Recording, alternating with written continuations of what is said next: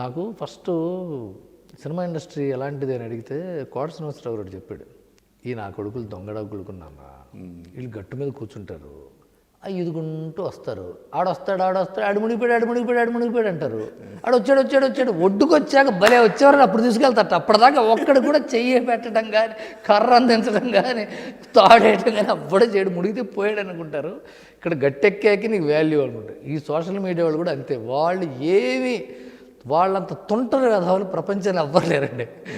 Trolling చేసే వాళ్ళకి ఏముంటుంది సార్, దాబాలో కూర్చుంటాం మనం, లారీలు వెళ్తూ ఉంటాయి, ఆడు లెఫ్ట్ కటింగ్ కొట్టాలి గురు, రైట్ కటింగ్ కొట్టాడు, అందుకని అద్దం మిగిలిపోయిందండి. వీడికి డ్రైవింగ్ కూడా రాదు, వీడికి దాబాలో కూర్చునేవాడికి.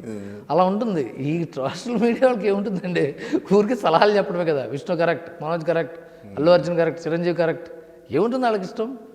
బూతులు తిరుగుతుంటారు చూసారు, అప్పుడు బూతులు మాట్లాడుతుంటారు. మనం ఏమన్నా జగన్మోహన్ రెడ్డి గారికి జన్మదిన శుభాకాంక్షలు అని పెట్టావు రోజు, నేను కింద రాశారు సార్ నా మీద బూతులు.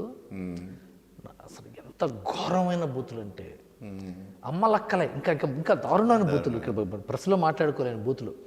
ఏంట్రా నువ్వు బాలకృష్ణ షో చేస్తూ జగన్ గాడిది ఇది చేస్తున్నావు, నువ్వేంట్రా పవన్ కళ్యాణ్ గాడితో తిరుగుతూ ఆడితో వెళ్తూ ఆడు ఈడే, వాళ్ళు ఎవరు ఆపుతారు?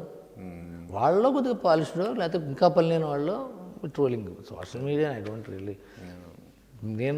నేను యూట్యూబ్లో మీడియాని గౌరవిస్తాం. ఇలాంటి మీడియా కూడా సార్, మన డిస్కషన్ సోషల్ మీడియా అన్నారు కాబట్టి నేను మీరు మీడియా కాబట్టి చెప్తున్నా, మీ జనరేషన్ జర్నలిస్టులు కానీ సార్, అలాంటి వాళ్ళు ఇంకా రావడానికి ఏం చేయాలో మీరు కొద్దిగా చూడండి సార్. అంటే మీకు బ్యాలెన్స్ ఉంటుంది, మీరు అడగటంలో ఒక కమాండ్ ఉంటుంది, మీరు అడగటంలో ఎక్స్పీరియన్స్ ఉంటుంది, ఒక ఇన్ఫర్మేషన్ ఉంటుంది. మీరు అడిగితే నేను చెప్పడం నేను బాధ్యతగా ఫీల్ అవ్వాలి, అడిగాలో అనలేను నేను, ఎందుకంటే మీకు స్టేజ్డ్ అది. అలాంటి వాళ్ళు ఉండట్లేదండి, ఏదో సెన్సేషనలిజం కోసం, ఏదో అనడం కోసం ఏదో అంటున్నారు. అది కొద్దిగా బాధగా ఉంటుంది అది. ఇప్పుడు మీరు నన్ను ఫాలో అప్ చేసినప్పుడు ఈ మీటింగ్ కోసం నేను కూడా చెప్పాను, sir sorry sir please sir వస్తాను సార్. ఎందుకంటున్నానంటే అది మీకు ఇచ్చే గౌరవం, అది మీ ఎక్స్పీరియన్స్కి ఇచ్చే గౌరవం, అది ఉండాలి. అది సరే, ఇప్పుడు మనోజ్ ఇది మాట్లాడుకున్నాగా, అయిపోయింది కదా.